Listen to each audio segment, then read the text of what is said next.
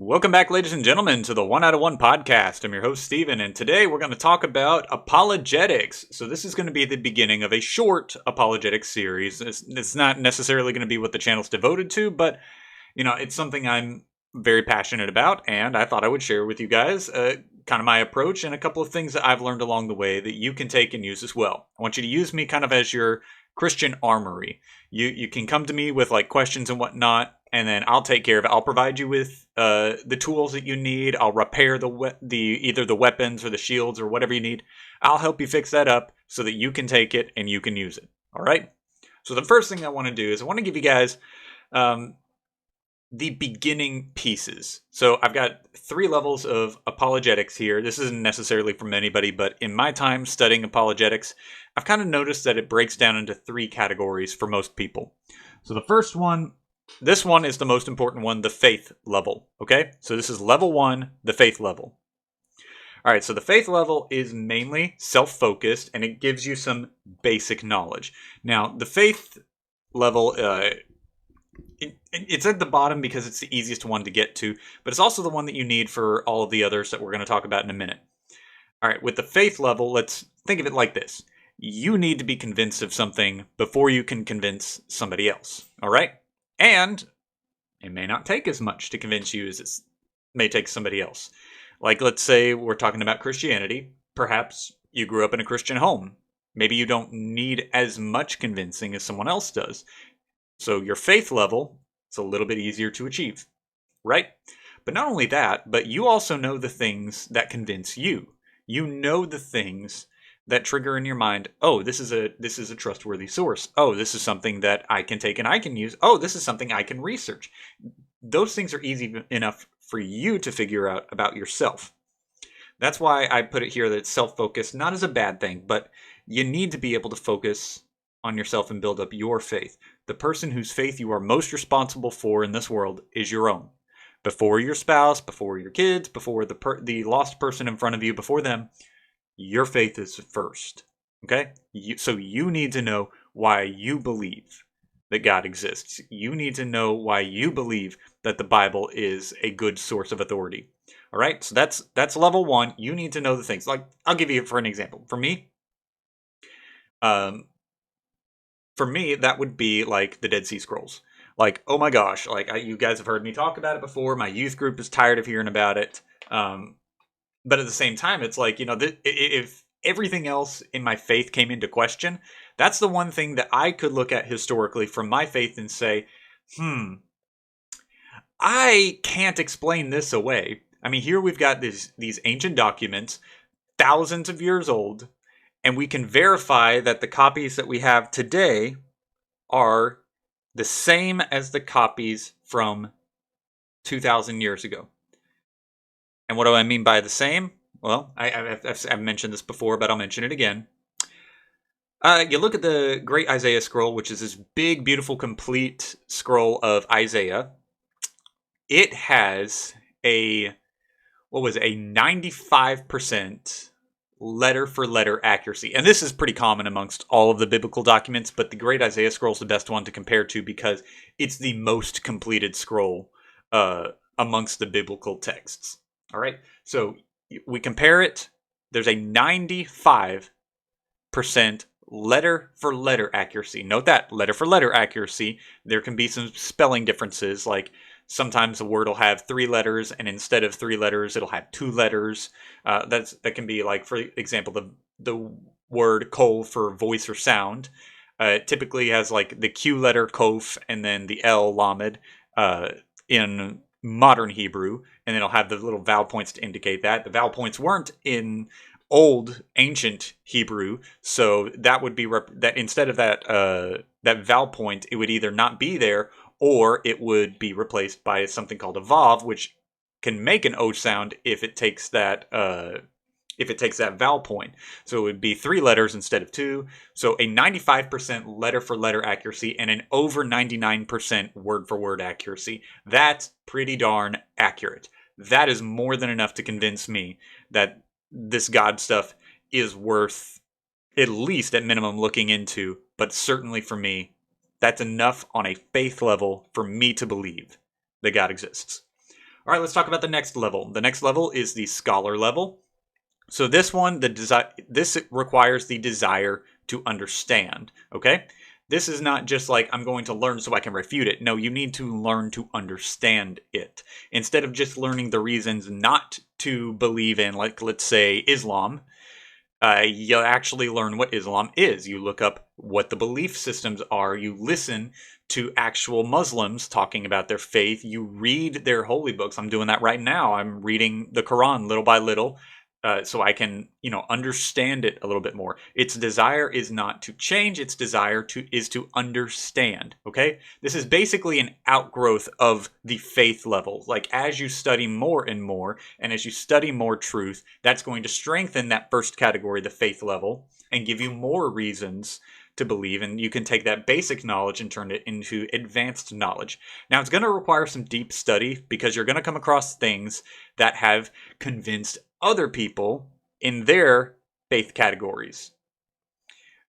You're going to find things that you maybe disagree with, but you're going to see why they believe in those things. For example, since we're talking about Islam, one of the big tenets that really pushes Islam is that the Bible was corrupted. Okay, they believe that the Bible was changed over periods of time to say something different than what it says now. Okay, and they'll point you towards differences. They'll even point to differences in the Dead Sea Scrolls. You know how I said a 95% letter by letter accuracy and a 95% word for word accuracy? Well, they would say, well, see, God can't perfectly perfectly preserve his word. So how do you know that you can trust it? And how do you know that changes weren't made before that? And you see all of these reasons that they believe on their faith level, why Islam is true, correct, and why they don't believe that the Bible is. Okay?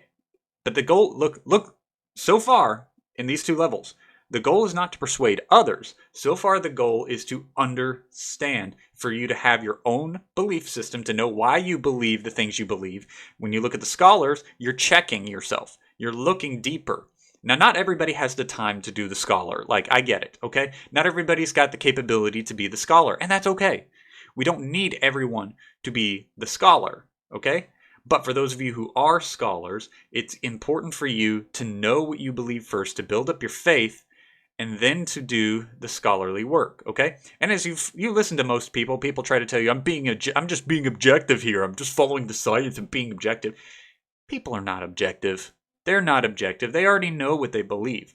Because here's the problem. Those same people would agree, and they oftentimes have agreed, that the Bible has been changed over time, and then you provide them with the resources like the Dead Sea Scrolls, and you say, well, actually, no, the Bible has received so few changes that it's almost not even worth mentioning. I mean, you might as well just assume that the words were passed down correctly because of how well they've been preserved. And that can really jar some people.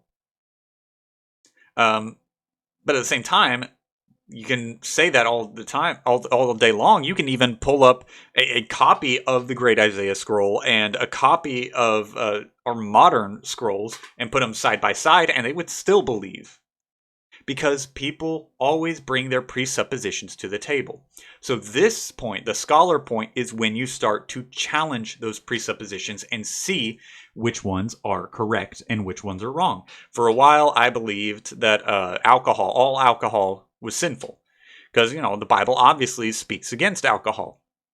But as I started to study on my own more, and as I started to challenge my own beliefs and say, okay, so I know why I believe that alcohol is sinful. Why do these other Christians that I even respect, not believe that drinking any alcohol whatsoever is sinful? And then I started to look at those sources and I realized, oh, my points are really flimsy. I actually was believing something that I should not have believed in. And then I looked at the reasons that they believe what they believe, and I was like, oh, yeah, I am wrong. And that gave me a big change in the way that I looked at Scripture and the way that I looked at Christians drinking alcohol. That being said, I've also looked at other things and other examples, like people who try to say that that God is not a Trinity. There is no Trinity because that's polytheism. And I was like, that sounds interesting. Well, I know that I believe that, and I know the reasons that I believe that. So let's look at the reasons that other people don't believe that. And as I started to read those, I was like, those are some pretty flimsy reasons to not believe in the Trinity. Those criticisms of Trinitarian belief don't really hold up. And so you see what happens is I had my basic knowledge, right? I had my basic knowledge.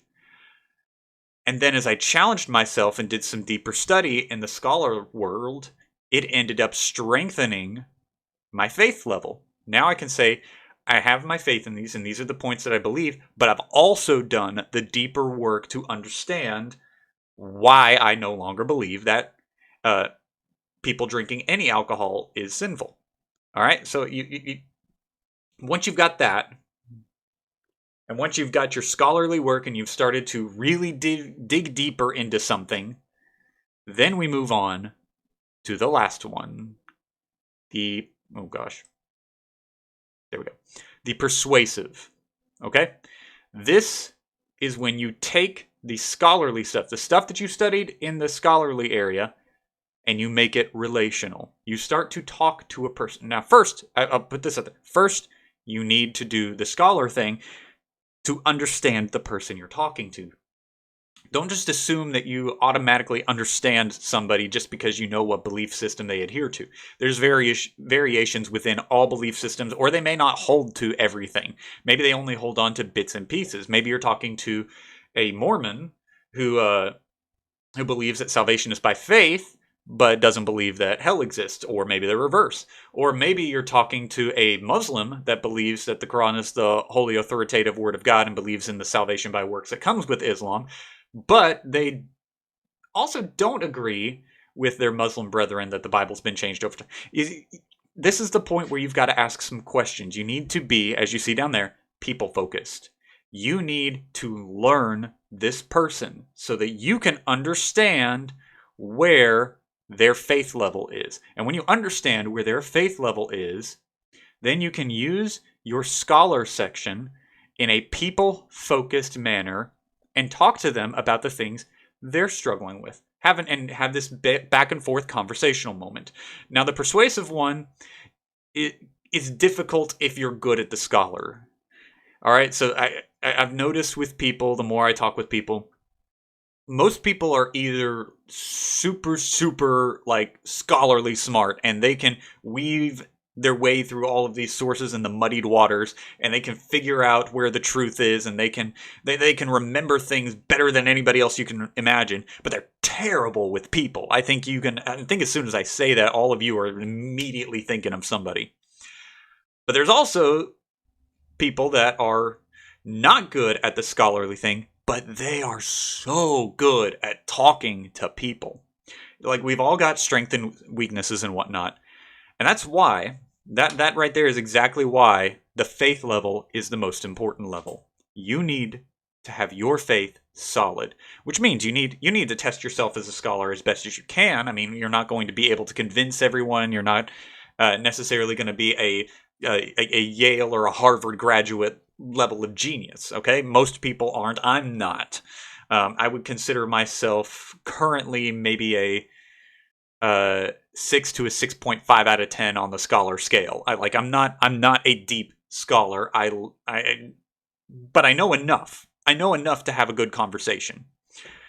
But the persuasive part, this is our purpose. Our purpose is to persuade people to believe in God. So what you need to do is you need to first know what you believe, get your faith level of apologetics down to where you yourself are convinced, okay? You need to know what the truth is. Then you need to go to the scholar level. You need to challenge yourself a little bit so that you introduce yourself to other points of view, other belief systems. That way you're not immediately stumped the first time a difficult question comes up. And then after you've done some studying, you need to figure out how to best communicate that scholar level in a way that somebody else can connect to. And that, ladies and gentlemen, is just a shortcut to telling the gospel. You need to be able to know what you believe. Do you believe God exists? All right. Why do you believe? What are some challenges to believing in God?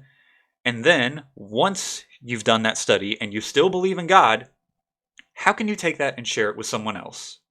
And not only that, is there somebody that you know who maybe has a different faith level than you?